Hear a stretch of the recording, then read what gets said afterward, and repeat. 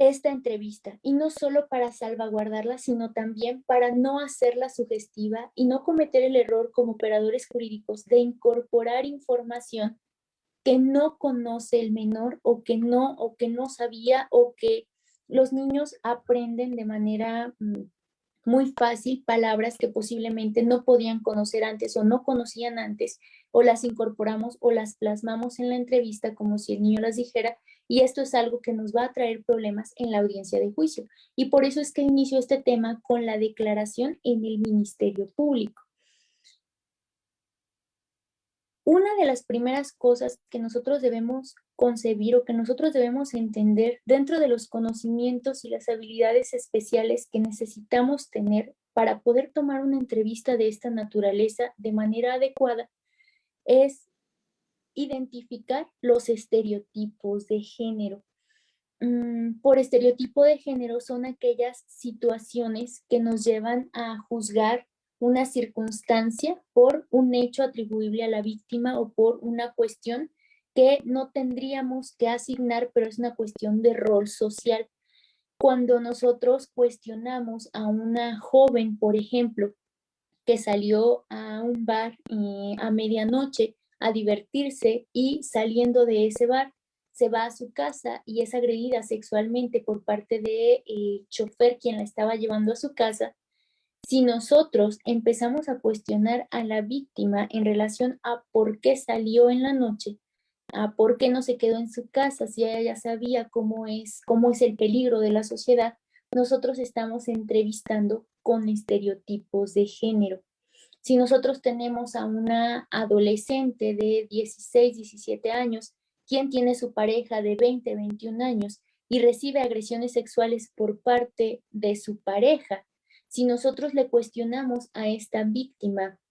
el por qué sigue en esa relación o por qué al día siguiente se levantó como si nada y cumplió con su rol social de darle de desayunar a su pareja, nosotros estamos indirectamente cuestionando estereotipos de género, porque estamos cuestionando el que una víctima de agresión sexual tiene que reaccionar de determinada manera, como por ejemplo salir de su ciclo o de su núcleo donde está su agresor, lo cual no siempre es así, porque las víctimas de este tipo de delitos en ocasiones son víctimas también de violencia familiar y están en un ciclo de violencia, o en ocasiones también estas víctimas, cuando es un delito, por ejemplo, de corrupción de menores, no entienden, están confundidos porque se les ha introducido información para la cual todavía no estaban preparados y han aceptado como correctas estas conductas, y al momento de que nosotros los estamos entrevistando, podemos hacer preguntas revictimizantes basadas en estereotipos de género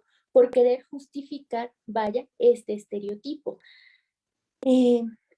Hay víctimas que incluso se enamoran de sus agresores como una forma de minimizar o reducir esta tensión que les genera y lo aceptan como correcto e incluso pueden tratar de proteger a su agresor. Si nosotros les cuestionamos que por qué o que si ella sabía que eso estaba mal, ¿por qué no lo decía? Esta es una forma de juzgar a la víctima a través de nuestras preguntas. Debemos tener mucho cuidado como operadores jurídicos, tanto en la entrevista del Ministerio Público como en las entrevistas que realizamos en la audiencia de juicio, sobre qué es de lo que le estamos preguntando a la víctima. Nosotros lo único que tenemos que establecer es una conducta típica y una probable responsabilidad.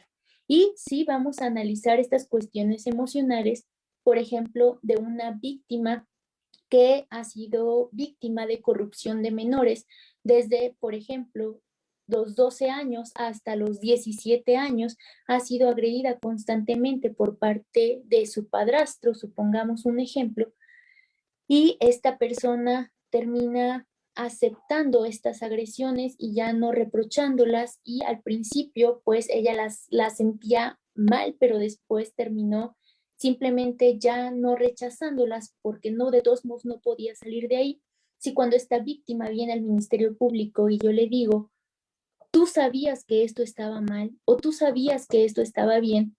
que esté bien o que esté mal a los ojos de la víctima, No es una cuestión que nos interese para acreditar el delito como Ministerio Público en la entrevista, en la entrevista como tal inicial. Esta es una cuestión que se puede indagar si nos interesa obviamente establecer la corrupción con un experto que es, por ejemplo, la psicóloga, y para eso hacemos informes psicológicos, para que el psicólogo indague a través de las técnicas psicológicas y a través de todos estos conocimientos que ellos tienen, sin que nosotros cuestionemos a la víctima. Hoy